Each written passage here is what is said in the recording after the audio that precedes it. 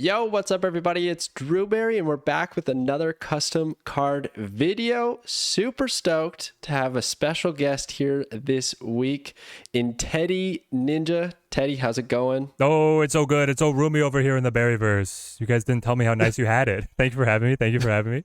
Really excited for this one. Dude, I super appreciate you jumping on. Me and Teddy have been doing Snap content since like beta, and we've been actually on quite a few podcasts together, co-hosting and whatnot, and yeah, it's been a really good time doing that stuff. Teddy, I know you got the YouTube channel that everyone's got to check out, but where can the viewers find you? Yeah, 100%. Most of my community is over on the YouTubes at TEDDYNINJA is the channel, and then I've got a Discord server as well if you like to hang out anytime. I also stream Monday, Wednesday, Friday, YouTube and Twitch. The Twitch handle is TEDDYNINJA15. Always a chill time. Would love to have anybody and everyone who would like to come and hang out. Let's go. I love it. Yeah, dude, I was saying I tune in to your streams pretty frequently, and I love it. Oh, nice. And I've always thought you have an incredible voice, and if they were ever to do voice lines or something like from content creators, you would have my vote. I feel like that would be a great one to add into the game. That would be so good. Oh, dude, that would be so much fun. I've wondered, like, I think that the community is pretty polarized around, like, there's two dramatically different camps on their take of, like, content creators getting added to games being cool or not.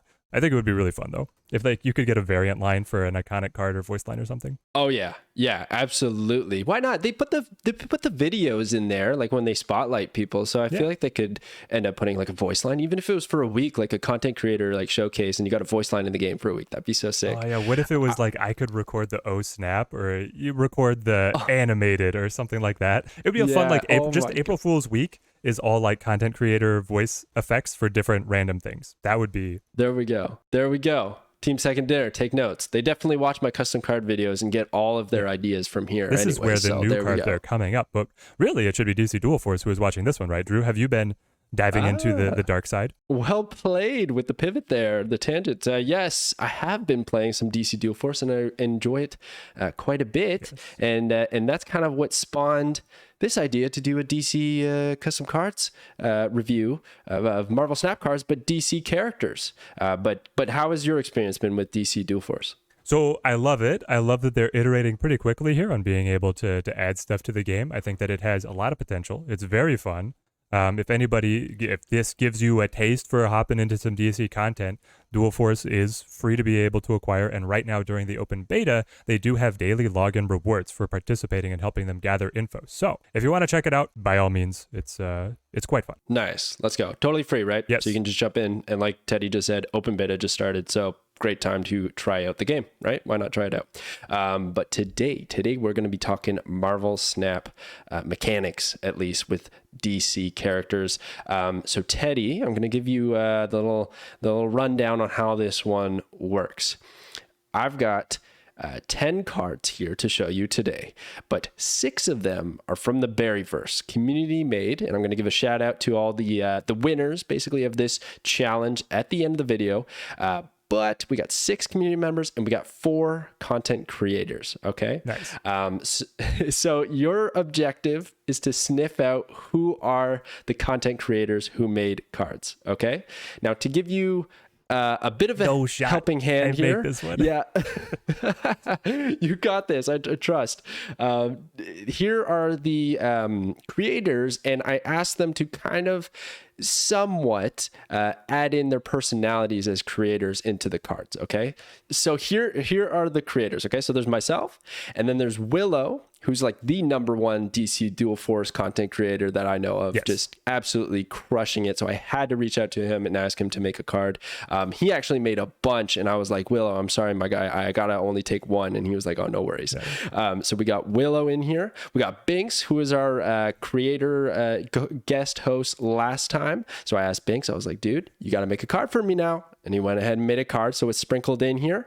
And then lastly, a little surprise, I got your co-host, Teddy, on the Marvel Snap Zone podcast, Can't Stop Snapping. I got LUCIFER. Let's go. He made a card for us. Oh, so there you go. Ready to get to the reviews? Heck yes. All right, sweet. Let's get to it. Okay, so starting off with MR.FREEZE, a 3/4 ongoing. Cards at this location can't move or have their power changed. What do you think about this one? but Black Panther never freezes. It's incredible. The chibi Mr. Freeze. Ooh. Right? I love the art stylings here. Is looking very nice. Ongoing cards at this location can't move or have their power changed. So this is like Baby Professor X, X-Men Mr. Freeze team up confirmed. Having their power changed, meaning that it cannot be a benefit or negative, is something that honestly the Cerebro decks actually would want, with some decks that are able to push positive power over to their side, like the Cerebro 2s. I was in a Cerebro 2 versus C3 matchup, and they had Valkyrie, and it was like, I can't win. Getting a +1 on my cards is terrible for me. But then it's like a 4 power stat line, so it can't really work for the most popular forms of Cerebro. I kind of like the idea if move becomes more popular. Otherwise, it's a niche control card. What are you thinking, Drew?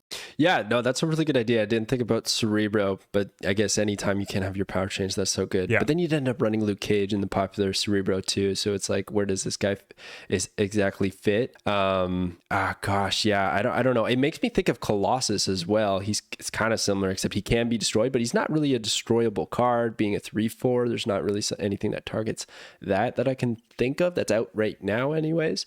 Yeah, Goliath is here in the background just rumbling. Yeah, that's exactly what I was thinking of. Can't wait for that card. Yeah, so I don't know if you'd ever. It's one of those cards where, like, I feel like maybe there'd be a featured or hot location where this would thrive, and then you start throwing it in a bunch of decks, but otherwise it ends up like a Colossus where you don't really ever see it, except for maybe the occasional tech card. Which I actually appreciate that quite a bit. There has to be cards like this that are just kind of like have their moment. Can't always be a meta deck every time. It's a decent stat line, being a 3/4. Okay, so you're opening up a lot to me of how this happened. This card was birthed right when Bounce was all the hotness, and so playing Mr. Freeze, the ice block animation goes out, and then Angela never scales, Bishop never scales. That's magnificent, right? That's kind of what they're looking at. So in regards to, like, Kitty Pryde wouldn't get thrown back? So the Kitty Pryde, I think, would still be able to do her stuff, but like she would land and Angela would never get bigger, right? If Mr. Freeze was across. Oh, yeah, true. I didn't even think about that. Where they play like a counter. They play Shuri, and you're like, sorry, frozen. You just play it, can't double, stuff like that. Oh my god, you just blew my mind. I didn't even think about that utility. That's how this that's the power of this card. Yeah. That's what makes this card incredible. Yeah. Oh my goodness. Okay. Yeah, mine has completely been changed. I don't know what I was saying before, but that makes this really good. Wow. Okay. There we go. I'm glad I have you here, or else I'd be looking like a fool saying this card isn't so great. It's incredible. Yeah, definitely. It's a little niche, a little meta dependent, but it could be incredibly potent for depending on what you're going up against. Did you play any of the Arkham Batman games? Yes. Mr. Freeze is like one of the most famous bosses of all time, right? Because he has the special ability where he learns how to like block the player's most commonly used combos, right? Yeah. Yeah. Yeah. Oh my gosh, I love those games. So fun, making me want to go back and play them. And the art style, I want to touch on that too, is so sick here. Like when I saw these, like stood out of the page to me when I saw it because of the red eyes and the cool different variants that are going on here. So yeah, super well done card. He's got style. All right, sweet. Let's get to the next one. All right, so next up is Martian Manhunter 5/0. Each turn while in your hand, shapeshift into a card in your opponent's hand.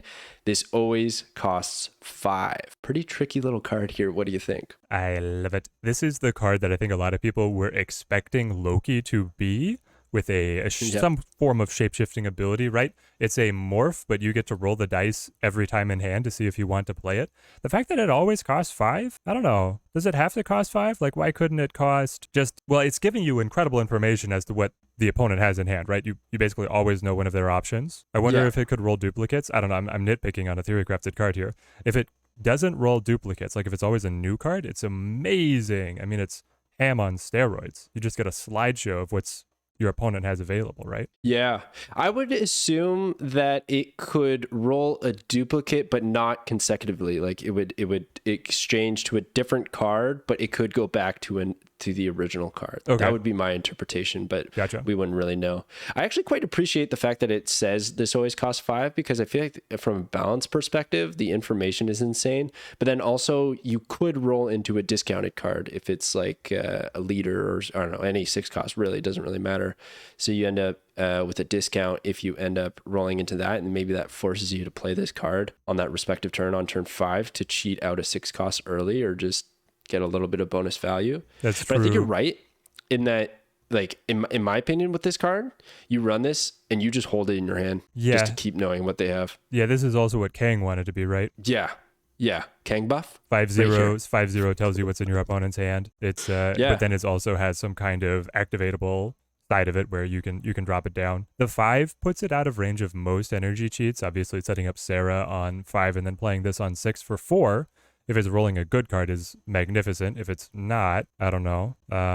Yeah. True. Pretty niche, but I mean, we've seen from Ham how great knowing what's in your opponent's hand is going to be. And when you have like Mirage doing stuff like, so we're almost getting to the point where like you can get so much information out of your opponent in Snap right now. The other thing is this doesn't necessarily synergize with a whole lot. I'm trying to think of things, but you can't really negative flip it. You can't really bast it. You can't do the typical low power synergy things. Doesn't quite work with this guy. Unless I guess when it changes, then you try to take advantage of whatever the card had changed. Yeah, I don't know how I feel about it, but I like it. I wish it was in the game. I like the idea of a little bit more info with all these, like you said, all these info cards that exist right now. You could have a full info deck, maybe even with the Watcher or something.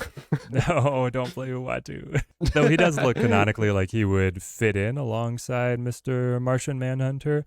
I believe in Dual Force. This one's stretching me a little bit, but I think he has either aura or on reveal synergy in that game. So here going for a very different flavor, but I like the shapeshifting. I think Morph is such just like, it's a community favorite, and it's tragic that he has not actually found a place yet. So being able to get more cards like that, I think could be quite fun. Yeah, totally. And the art styles here are pretty wicked. I like the old school comic book looks on the side. In particular, I really love the middle variant. I think that's my favorite right there. That's a really nice shaded one. The low poly or the art cell art shading style is always very good. And then we know how good Snap cards look when you have Starscape background. I feel like those are always standouts. So this one in terms of art could really pop. Okay, wicked. That was a good one. On to the next. All right, now we have Scarecrow, a 4/1 on reveal. Remove the abilities of 2 enemy cards and return them to their hand. First thoughts on this one? As a 4/1, sign me up. Oh my gosh. That's insane, because you have the value right of hucking him out there on the final turn, like, oh, have 2 takebacks. That's like significantly better than what Gambit does, right? But then you also have the utility of, hey, I played him early. They don't come back with their ability. They're just bricks. Yeah. Which if they are hitting ongoing cards, and then you've got Ronin thrown up here on the side as well. So yeah, if you want to be able to bloat the opponent's hand while you are building a Ronin synergy, this is like a terrifying level of control. And it's at the stat line where at 4/1, like, it just becomes Mr. Negative powerhouse, or the Zabu powerhouse. Like, oh my gosh, yeah, you're right. I didn't even think about Zabu, and with Wong synergies as well. Yeah, you have the whole on reveal package. Cards. Like, I 100% play Scarecrow, Absorbing Man. Yeah, they can't keep cards to the board. Oh my gosh, yeah, they might. That'd be insane. The cards removed might have to be free for this to be balanced. You know, they lose their abilities, but they can come back free. The opponent has to take time to put them back, and also has their hand bound up by having drawn them, right? Because then you're even looking at Hawk synergies, because you're filling their hand to 7 and they're not able to draw, so their deck is bloated, and then you're playing Scarecrow, Hawk, Rock Slide. I didn't even think about that, but yeah, this synergy goes on and on and on, and then even just as a turn 6 play, it's insane. Yes, like this could be a 6 cost card without the cutting the abilities on the cards, I think. Yeah. Okay, so we're definitely labeling this one as broken. It's falls under the broken category. Oh, very fun. I love the idea of something that pushes cards back to your opponent's hand in any form. I think that is a wide open design space, so I love the swing at this. I'm going content creator card here. Oh, I like it. An early prediction on the content creator early card. predictions. Okay. The content creators didn't get any say over art though, did they? Doesn't nope. It's not always the case. Okay, not it's always hard the to case. tell in that regard. I wouldn't focus on that so much. Gotcha. Some content creators were adamant about making the art, and some I gave the option to not. So can we yeah, please have these open. alternate card border options as well instead of just like noir and gold foil stuff? Can we get like this is looking like winter camo on our cards? Yeah. Having a full Isn't winter it camo sick? card border deck would be like that'd be so cool. Yeah, I love it when I get to see the custom borders. It'd be really cool cosmetic option if they had that in the game. Like Yes. it's just straying aside from the typical ones. If you could go into the card, pick your variant, but also pick the border that you want to attach to it, that would be fantastic. Even if they're like, listen, even if they're like charging you premium currency to be able to have the option of like winter camo or normal camo or whatever, like it'd be incredible. And to touch on that as well, I really like the art on this card because it's really got that menacing look, and the holding the Batman head like that. Like, oh my gosh, I don't know the lore of Scarecrow too much aside from the first Batman movie, but like this looks pretty badass. And then the W being a lantern, like very, very, very cool. Very well done. Yeah. It's sick. Get this guy teaming up with the goblins, and I feel like the Spider-Man x Batman Rogues Gallery crossovers could be pretty sick. I'm here for it. Yeah. I'm here for it. Let's get it going. The DC Dual Force and Marvel Snap merge. Exactly. All right, let's get to the next one. Okay, and next is Two-Face, a 1, -1. On reveal, add a coin to an adjacent location. At the start of each turn, toss the coin and give it +3 power. Now, what is a coin? Well, there's 2 of them, and they're pretty well the same, but one coin is ongoing. You can't play even cost cards. It's 0/0. The other one is also a 0/0, but it says ongoing. You can't play odd cost cards. This I don't even know if this is a spoiler. It's going to help you out or whatever, but this, when I saw all of these cards, I think it's my favorite. Like if I was doing a custom card review, I would have had this at number 1 in the traditional format of me ranking out of 10, because this is so neat to me. The restriction is so heavy. Like it's a 50-50 and you don't know what's going to happen, and then you can't play half of your cards. Let's say if you just have like odds and evens in your hand, right? Yeah. But on the plus side, those coins are going to be getting jacked up in power. Or the coin rather. There's only actually one coin on the field, and it's flipping to one or the other of those scenarios. But yeah, so does flip still means it's like it can land heads all game, right? Yeah. Yep. But it scales like crazy, and this is a 1/3. Set it and forget it. If the opponent plays Killmonger, they're doing you a favor. The coin is a 0, so no Killmonger effect there. It could easily scale into a Shang-Chi target. Just 3 turns, man.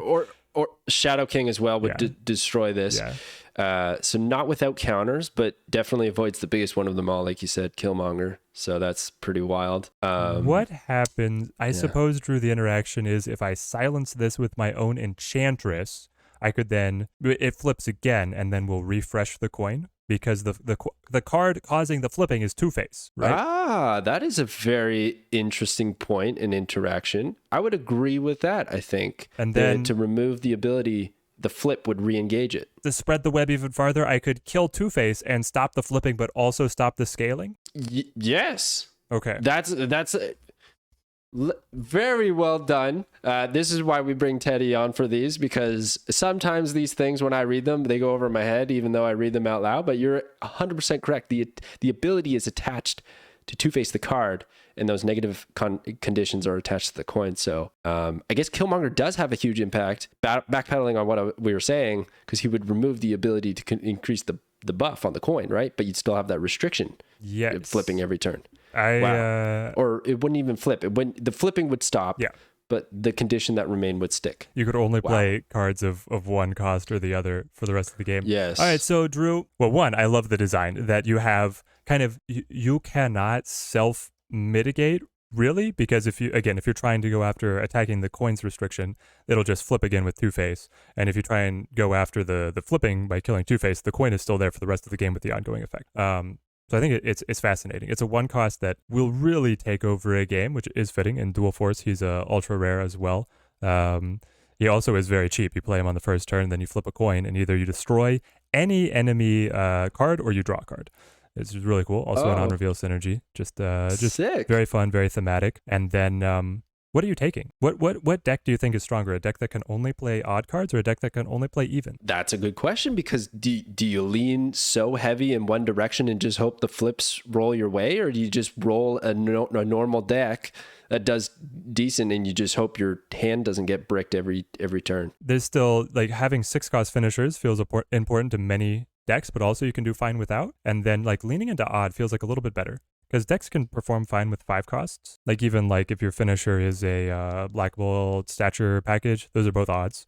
And then you also get 1-cost cards, which are very efficient on the odd side of things. I wonder if you do try and freeze it on odds at some point, like destroyed with Deathlock or Killmonger, and then roll your deck after the coin has scaled to 6. Yeah, once it lands on it flips to a condition that is acceptable, that you can reasonably play out your hand for the remaining turns. You destroy Two-Face, and just be happy with whatever power you received. That's pretty smart. That's pretty smart. It seems super fun. Seems super fun. Oh my gosh, is it ever? Like, I want this card so bad. And it's like, it's also complex yet simple, because I feel like once it starts happening in a game, you understand very clearly what's occurring.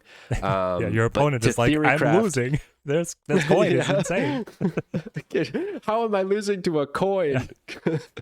or the classic, like, Reddit post or something, some post online about, like, oh my god, this guy flipped heads 10 times and he didn't have any odd cost cards. He had all evens. Like, Triskelion fills your hand with all 1 cost, and then the coin never changes. Oh my never drawn. It never changes. Now, so Jeff would get around it, right? Jeff could always be played.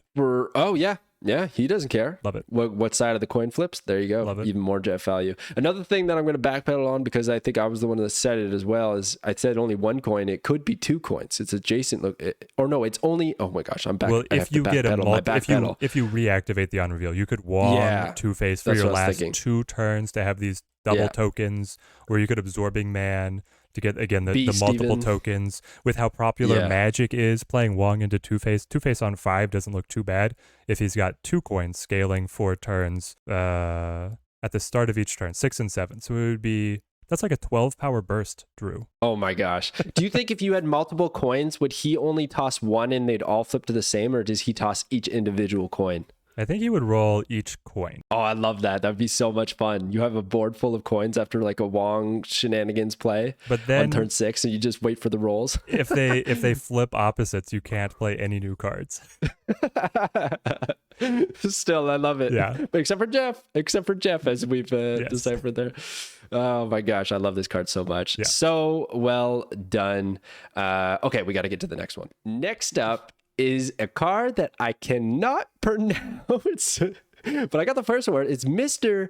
Mxyzptlk. I don't know. I've never seen this character before, but here he is. He's a 4/0. The first card played next turn.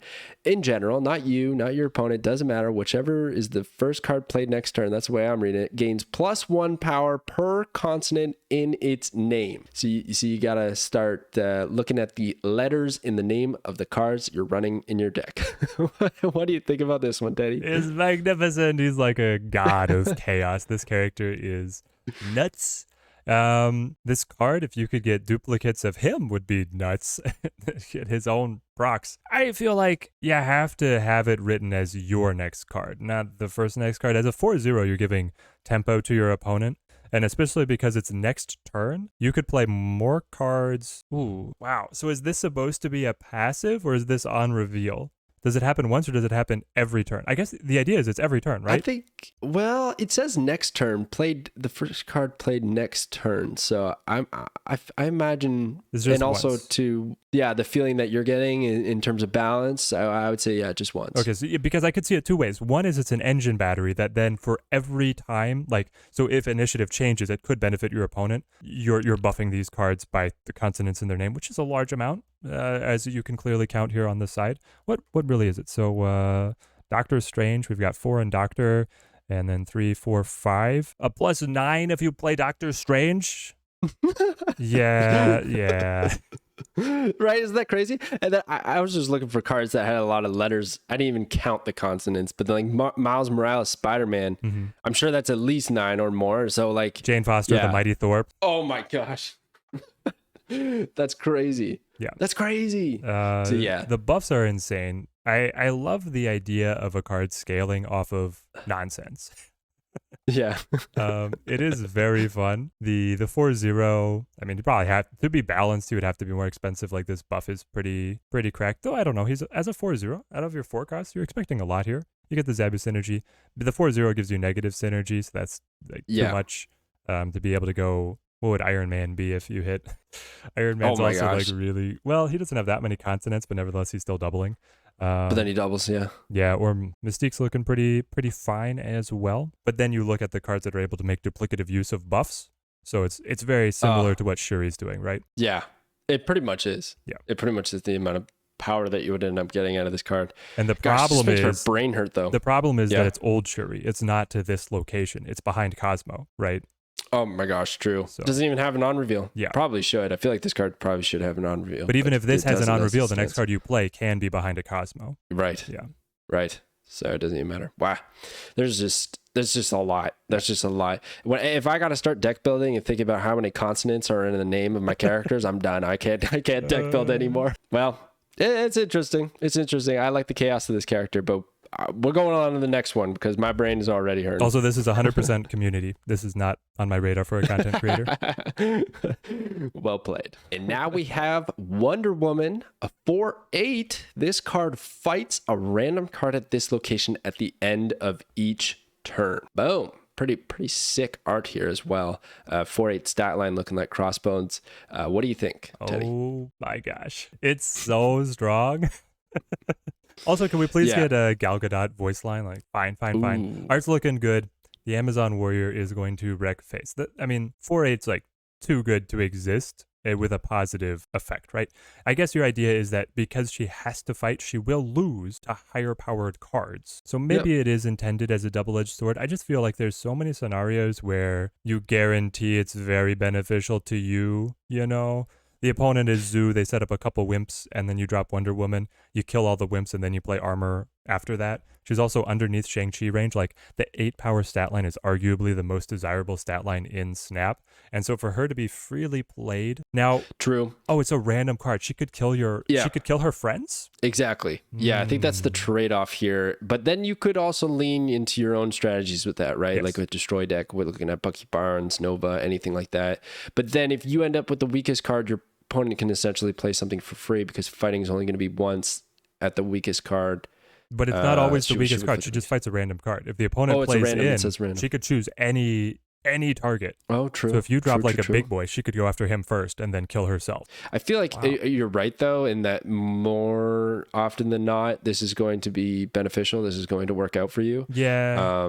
Compared to like Crossbones with a pretty heavy restriction to be played. Yeah. She just is likely going to have a positive effect for a crazy stat line. I feel like in Destroy, setting this up on 4 is just fine. You let her destroy a couple things, and then because you have other synergies all paired around this, whether or not she survives in her stat line to the end of the game doesn't matter, especially if you have Null, right? Null is like, oh, you killed something? Oh, amazing. You died? I still don't care. I'm getting stronger and stronger. Death is like, yes, another soul collected. Thank you very much. I could see from a animation standpoint, if this was in the game, like every time she goes to fight something, she'd like use her whip or lasso and then just like whoosh, and then pull them in and then they fight. It'd be so cool. It'd be incredible. And then her play effect, when you click on her with your finger and you drag her around, she's in the invisible jet. Oh, that'd be pretty sick too. Yeah. Oh my gosh. I want it. I want it in the game. The top left variant there as well, if I do believe so, it's Art Germ. So there's even Art Germ variant out here for this. So that's pretty sick. So good. Pretty awesome. I think to be balanced, the stat line would have to come down. But yeah, looking like very fun and still pretty thematic to Snap with just the random target. And yeah, I think it did come down to kind of a double-edged situation with you being able to kill your own cards. Yeah.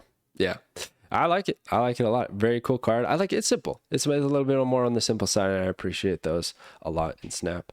Okay, sick. Let's keep it rolling. All right, now we have Parasite, a 1/2. When this is destroyed, give a card in your hand +2 power and this effect. Now, I want to hear what you think about this, but my first thought was, does the ability when it's given to a card in your hand, does it replace whatever ability they had, right? So if I had, let's say, Bucky Barnes in my hand, does it no longer create a Winter Soldier when it's destroyed? It'll only have this effect of giving +2 power is it to a card in my hand? Yeah, is it add or replace in terms of the effect, right? Makes a huge difference, because if I'm just spawning more parasites, I don't want more higher cost parasites. I want a parasite in perpetuality that's going to keep on chaining through my entire destroy deck, right? Yes, exactly. But then you reach like a really absolutely broken area of the Deadpool and the Wolverine that then regenerate themselves and will constantly buff and add parasites to hand. Oh gosh, I didn't even think of that. Oh yeah, no kidding, eh? So oh geez, there's like almost a loop that could be created with this that would just generate way too much value. it would be amazing. I feel like if you read it as replace the card's effect with this effect, you would never play this card. I feel like if it is add the effect, the card has to be more expensive. If it's a little bit more expensive, because of the high roll potential, like it would be incredibly satisfying to get the parasite effect onto Wolverine. It would also be a little bit lucky, right? Because it's just hitting a random card. But then the payoff of constantly destroying Wolverine and watching your hand go to the moon would be so much fun. And then it would. The another destruction scaling one piece to be able to compete with Deadpool would be nice. Like you don't have to keep on playing more one-cost parasites that are vulnerable to control. You're just looking at kind of a blanket step up in power, as long as you can constantly be hitting your combos, which is like the sweet spot of Snap. When every turn you feel like you're pacing out your energy and you're piecing together different combos and then they're all just fueling together, that's where you hit Zen in Snap. And so I think this card could easily play into that feeling, that core loop. Yeah, I totally agree. That'd be really fun trying to navigate as well. Where did the parasite land in your hand, and how can I destroy that card and continue this little mini quest essentially that I've built with my deck of chase the parasite. So yeah, I think maybe like a slight wording change just for the sake of it, just to be a little bit more clear, but otherwise like a really cool idea for the destroy archetype. Really fun. Would like to see it. Would you put it to a 2/2 then, or something along those lines? Yeah, I feel like might even start it on turn 3 if you can high roll with the Deadpool and the Wolverine. And then like, I don't know, the Deadpool parasite just seems like so thematic, as like they would work together really well. Regeneration versus the parasitic life form, and then they're symbiotic because he's buffing Deadpool, which is doubling. It's like, oh my gosh. That's so true. I didn't even think to put it here on the left as some synergy cards. I was just thinking like, okay, Killmonger, good. Yeah, it's one cost. Nova, destroy that. Yeah. But yeah, very cool card. I would love to see this. The art is really cool too. I don't know this character at all from DC. I didn't know this character at all. Yeah, I don't know either as to who they're supposed to fight. Looks like a villain of sorts, I would imagine, with that creepy look. But very, very cool. Really appreciated this card. But let's keep going to the next one. All right, and now we have Dr. Fate, a 1/6. Can only be played at an unrevealed location. It stays unrevealed until the end of the game. And I think what they mean by that is the location stays unrevealed until the end of the game. Oh, so not Dr. Fate. What do you think? Okay. Yes. He's going to hold it down. And finally, the Watcher has a synergistic card. Yes, the Watcher. Yeah, that would be a great one, right? One who knows what this location is, and the opponent has no idea. They're playing blind. Man. Yeah, finally. I hate it. Sorry. Like, for real, like, I do not like Westview, right? Anything that is inserting RNG into the mid and late game is something that I just have an adverse reaction to. Because the locations are reciprocal, is like it rolls up in my favor as often as it rolls against me, but I feel like playing this would be so hard to deal with. And then the 1/6, because it's also basically Ebony Maw in terms of how soon you have to play it, but you have to play it even sooner. You'd have to play it turn 1 or 2. Right, because the third location would reveal on turn 3. Wow. It's like a turn 1 or 2 or bust. Otherwise, you're like playing Jubilee, Lockjaw, something like that to get out 6 power for not too bad of cost. But then you can't even remove the ongoing ability or anything like you can with Ebony Maw. It's just a flat ability. You can't even play it with 0 because you can't literally play it from your hand. It's pretty boom or bust effect. I do love the Watcher synergy though. That's pretty sick. to bring that card slightly to life. Still need both in the opening hand to be viable though, so that's a crazy high roll scenario. Actually, Legion coming out later tonight. That's when we're recording this right now, and that could be a good synergy, right? You know what that is going to be, and then you're going to change all the locations to it at the end of the game. Yep. Kind of neat. Yeah, that could exactly. You get a little bit. You have like location manipulating cards. Locations are so potent in Marvel Snap that they will win you some games just by like solo existing in your deck, regardless of anything else that you're doing. So it's really interesting, that interaction. I just feel like, it's unfortunate that he would have to be played turn 1 or turn 2 to be possible to be played. So I don't think many players are taking a risk on including him. For sure. Yeah. And then dies to Killmonger. And then what are you doing after that, right? Right. But the art looks pretty sick. They got the cool, I don't know the character very well, but you got the one in the middle, and then you got the like Templar, I would call it, like a book holding one, and then I'm pretty sure that's a Dan Hip in the bottom left, so that's pretty bonus points. That's pretty cool. Yeah, the art is looking fantastic. In Dual Force, he has magical spell synergy, so that's kind of like a subcategory of cards there, and then when you play him, he will allow you to draft from a selection of magical spells into your hand. Ooh, that's fun. So you pick one of like X amount of options. I think you get 3 options out of a potential of like 10 or 12. Then you get a draft in, and they're all different costs as well. Oh, wicked. Okay, very cool. And I'm actually just noticing the Dan Hip art. He's got Doctor Doom, Dr. Octopus, and Doctor Strange. Marvel characters. He's got the doctors. The doctors from Marvel in his hand. That's so good. And Dr. Mario on his patch. That's so good. I love Dan Hip. Yep. Oh, man. So, yeah, pretty wild one. But let's get to the next one. Now we got Lucifer, a 1, -1. On reveal, your opponent reveals... Oh, I missed an S. I put the text in there. Your opponent reveals their hand and discards a card. Give all cards in their hand +1 power. What do you think? This card was made by Brad. I'm calling it now. I'm taking my shot. On reveal, your opponent reveals their hand and then discards a card. Give all cards in their hand +1 power. So you are knocking the card out, which hand size management is very potent in Snap. The draw is... There aren't many cards that give you additional draw, so losing these cards, especially early on, can really hamstring you. Everything is shown, so that your opponent gets even more information about how aggressive they can play. Ooh. If you play this early, they're quite likely to be able to work in all the buffed cards. If you play this late, you get to know exactly what they have. Again, is this just what Kang the Conqueror wanted to be? Yeah, pretty much, right? I feel like my first take with this is I'd probably maybe remove the discards a card, because that's just like an added bonus to an already strong effect. I know there's the giving +1 power is really good, but revealing in your hand at only costing 1, then there's the -1. So there is a lot of ups and downs, but I feel like there's more good here than there is bad. Now, he is a 1 -1 himself, so you're handicapping yourself a little bit if you drop him down, right? You're taking that tempo hit on your own side of the board. Yeah. But yeah, it's a great question. So, Drew, if you rewind in life like 2 months, and I told you that Snap is adding a card called Spider-Ham, 1/1, it shows you what the opponent's highest cost card is, doesn't do anything else. Would you be interested? Like, oh, I might play that? Wouldn't believe you. Fake news. Fake news.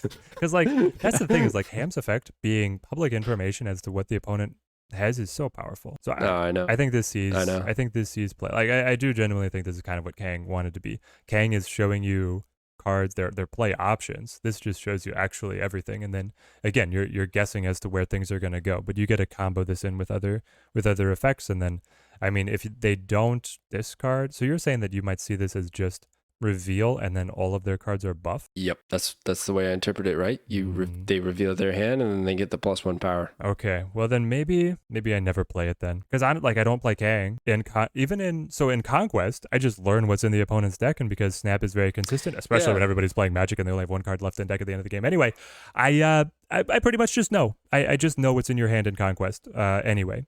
And then in Ranked, people just net deck what's popular, so by turn 3, I can like guess what's in their deck anyway, to a high degree of consistency. So, you know, I completely agree. Sometimes I know information. I played a lot of card games for a very long time. I know how valuable information is. Yeah. It's not to be underestimated, but sometimes in Snap, I think it's overrated. And I agree. It's got that Kang feeling of just like, you know what? I'll figure out what your deck is, and I'll just know what your answers are later in the game, so I don't really need to see your hand. And to give the buffs, that could be devastating. Well done to the creator, whoever you are, completely anonymous. There is balance in this card yet.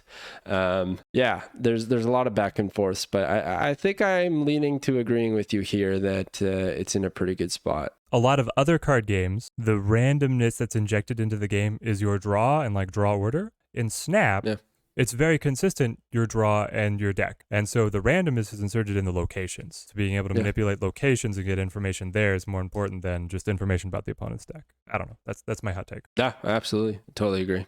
And then some of the synergies. I don't know why I put Mr. Negative there. I feel like that was a miss. But hey, why not? But then Stature, because you get basically free discard, and then you get Viper over Lucifer.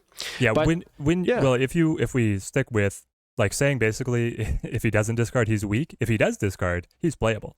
100% he's playable, because then I think like the hand attack archetype is stocks are strongs when you're looking at the Silver Samurai coming to kind of complete that package, something that had never really come together yet. But then if you give that deck a 1 cost, you play Lucifer on 1, which Lucifer on 1, Black Widow on 2, Moon Knight on 3, Silver Samurai on 4, Black Bolt on 5. The opponent just they top deck, and that's all they've got for their last turn. They probably are top decking multiple turns in there because you're just being brutal. Oh, very true. That's a good point. I didn't even think about Silver Samurai. That's a really good one. You could also bass this to get it just up to that +3 power, get away from the negative power. There's actually a lot of possibility with this. More so. And then actually, now that I think about it too, if you play Scorpion on turn 2, you turn 1 this, turn 2 Scorpion, then you're back to their hands essentially reset again, but you know what it is. Yeah. So not too bad. Exactly. There's quite a bit here. All right. Okay. Definitely don't know who made that one. Let's move on to the last one. And lastly, we've got Harley Quinn, a 2/3. If this would be destroyed, move it to an adjacent location instead. Nice. What do you think, Teddy? Nice. Another move synergy card. Can we please get entire variant lines that are like, they follow the actors portraying the characters, but in other roles? So we could get like a Barbie Harley Quinn, or we could get like, any variant of, can we get a Mace Windu, Margot Nick Robbie. Fury, stuff like this? Anyway, to the card, That would be 2/3, so good. but if it would be destroyed, you move it to an adjacent location instead. So anything that's destroying a 3 power card is yourself, right? The enemy effects are not coming after this. So the idea is that you're playing this in a the self-destruction archetype. Now, is she going before the destruction, or does she like fuel venom and carnage and whatnot? Great. What is the exact Wolverine point. text again? Like, is this? She's moving. She's not regenerating. So we're on to like a keywords tech battle, right? I feel like Wolverine, I don't even know it off the top of my head, but I feel like it's after this has been destroyed, gain +2 power and move to or jump to a random. When this is discarded or destroyed, regenerate it at a random location. Yeah. Rather than if. When implying that action has taken place. Right. Whereas I feel like this is if this would be destroyed. Instead, you're going to move it. So I feel like she would jump out of the way from the destruction. So you would actually whiff on your venom, whiff on your whatever else you're trying to do, your carnage. Okay, then I'm a fan. This plays in move Phoenix then, because she will get out of the way of the destruction, so the destruction is still just targeted on that one carry card that you wanted destroyed instead of on Harley. And then you can kind of still get your move synergies rolling. You've got Craven thrown up here. Craven, underrated carry for the entire move archetype. I wish that move had just a little bit more scaling potential. Like they got Ghost Spider knocked down, and then they got Phoenix Force added, and they're consistently getting just a little bit here and there, but they're still coming up short. I don't know, Drew.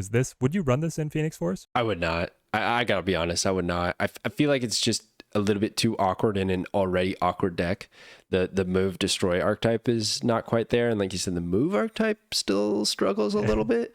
And then the destroy archetype, I feel like, needs such a specific line of cards that it's hard to sacrifice a few, especially to incorporate another strategy. So there's just a lot that I feel like she ends up getting booted out of the deck, but it is pretty cool. Destroyer is definitely a pretty neat one, because that's like Colossus. You could do that like ongoing deck where you lock down a location with Professor X or armor, and then you're always looking for like that Colossus or something to be out there that doesn't get destroyed by Destroyer, and then it could be Harley Quinn, and then kind of somewhat similar effect maybe. There's a few locations that it might be okay, but the only thing about that is you play her at Death's Domain, she won't actually stick there like a few other options will. Right. That's why I'm like, you'd have to destroy her at a location adjacent to Death's Domain, and then she would be there. Yeah, which is like an extra step I don't want to have to take. I'd rather just throw out Bucky or or something along those lines.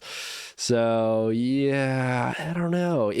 But in terms of just being like a balanced card that eventually could find a crazy synergy, like this could be that, you know? Like there's cards in Snap that sometimes are added that we don't see synergies for a very long time, and then they become popular, like Black Bolt Stature kind of thing. And until people clicked onto that combo, Black Bolt was regarded as one of the worst cards ever. Yes, exactly. Sometimes it just takes one thing. Okay. So this is the last card we have, right, Drew? Yes, all right. it is. So if you're to create the Joker, the natural ship for Harley Quinn, what's his ability to make the package? Goodness, put me on the spot here with the Joker. It has to be chaotic. Yes, it has to be destroy move synergy, which honestly is chaotic enough to make thematic sense for the pair. Okay, did you play Hearthstone, Teddy? Nope. Okay, so maybe there's an equivalent, or maybe there's an equivalent in DC Dual Force, but being card gamers, we kind of understand this. In Hearthstone, there was cards, and it was kind of this funny reoccurring theme of the bomber, the mad bomber, and he would throw out bombs randomly, your side of the board or their side of the board, and deal 3 damage.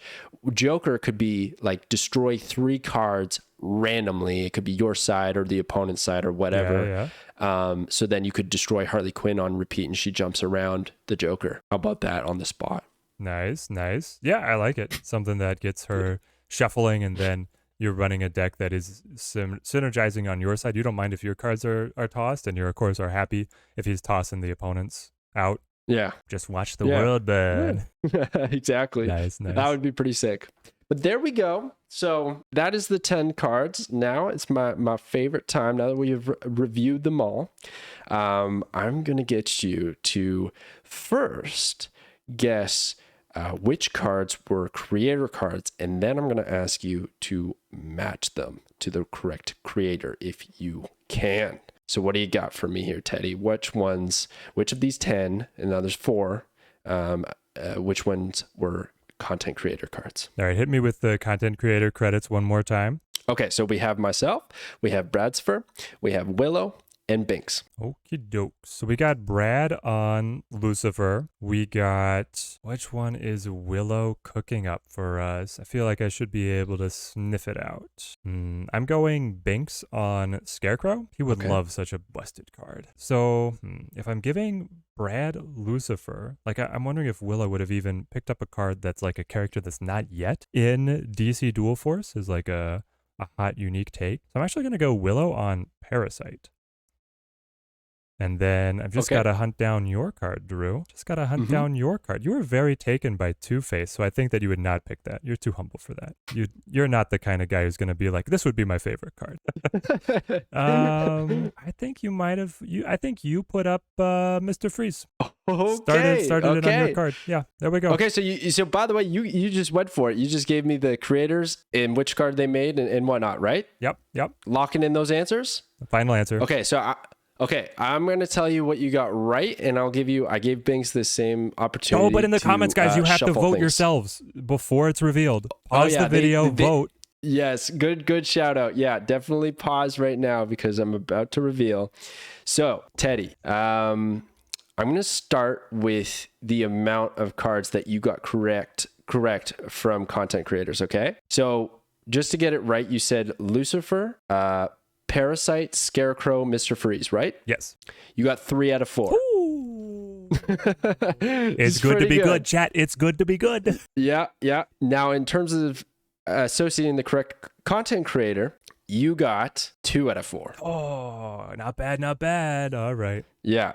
So you are at 5 points. Again, you got 3 of the cards correct, and you got 2 of the creators correct. So I'll let you add 1 card. I'll let you know if it's right or wrong, and then you can also shuffle 1 pick from the creators afterwards. Okay. So what's another card that you think could have been a content creator? Wonderwoman.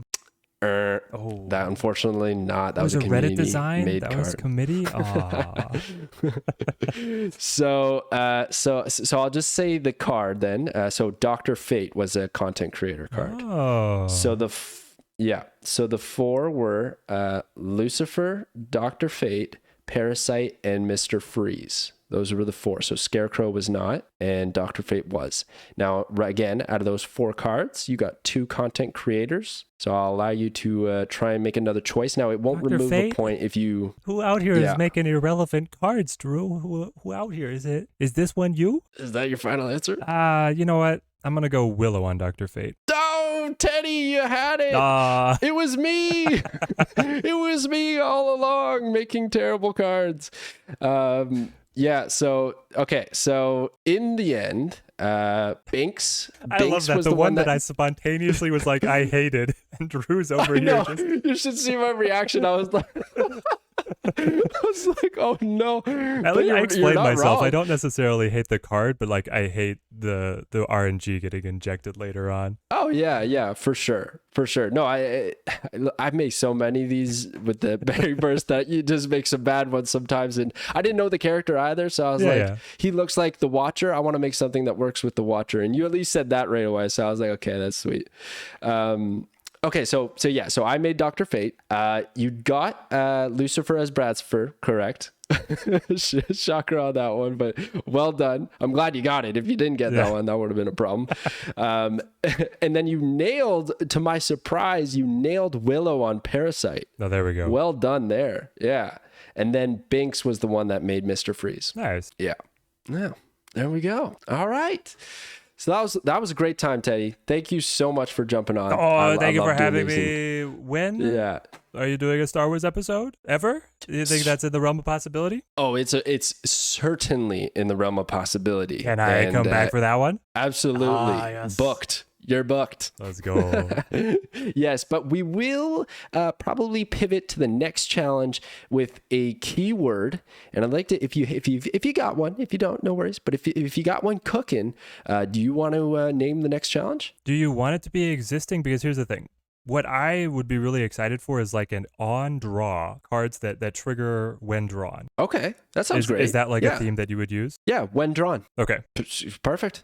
Yeah. Is there an example of in the game right now? What would be an example? There is like, one Mjolnir? data mined card called Makari. That's like a free card. Oh yeah. That happens when drawn and then like plays itself to a random location. I just feel like it's fertile ground as a digital card game to be able to take advantage of this kind of effect. Yeah. And can synergize with Lockjaw, can synergize with whatever people might be creating cards that will like allow these on-draw cards to get put back into the deck. I think that's also a really cool idea of a card that will then like take something and put it back to the deck. Yeah. Okay. Let's do it. There we go. So when drawn will be the next challenge. Love it. And we'll make that official in the Berryverse Discord. The link will be in the description below, as well as Teddy's YouTube channel. Definitely go check him out. I'll have your Twitch is there as well. You got to send me that. We'll get your Twitch in there. Definitely go subscribe. Check out Teddy. Fantastic content creator for Marvel Snap. Been doing it since beta. Definitely worthwhile checking out. And once again, Teddy, thank you so much for jumping on here and reviewing these cards with me. It's been a blast, man. Anytime, Drew. Anytime. Awesome. Thank you so much for watching, everybody. And we'll catch you guys next time.